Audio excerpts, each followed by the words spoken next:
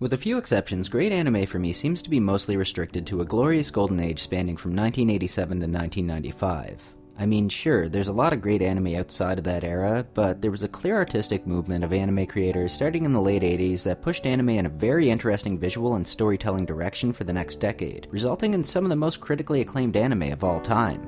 So today, we'll be talking about the film that started that movement, the 1987 anthology, Neo Tokyo.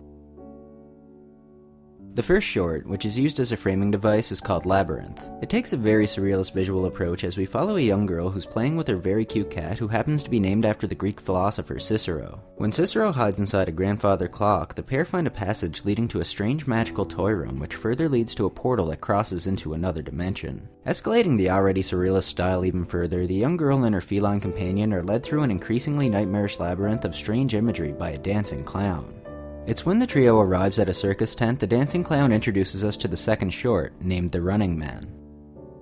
We follow a reporter investigating one of the world's top racers. Defying death for many years in an extremely dangerous sport, the reporter uncovers the secret that has kept the racer on top. He's been using his psychic powers to savagely kill his opponents. During an intense race, he again uses his abilities to destroy the opposition, but this time he's met with a spectral challenger. The racer becomes enraged as he pushes his physical limits and his car falls apart and explodes around him as he continues to accelerate around the track. I like this short. While the story is a bit flimsy, it's presented well and the visuals are top notch.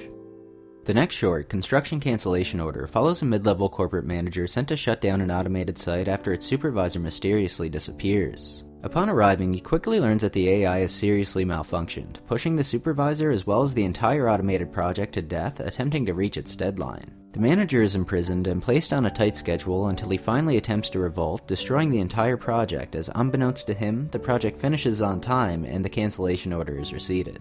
I love the irony here. The short is animated and presented very well and makes a pretty solid point. We finish up the anthology by joining back with Cicero and his human companion, as the creepy dancing clown shows his creepiness and spawns a bunch of demonic-looking friends. The pair don't seem to mind, however, as they dance along with the dark creatures and the anthology comes to a close. Overall, this is a very strong anthology, and like I mentioned before, it ushered in an entire movement for the anime medium, responsible for some of the most iconic and acclaimed anime of all time.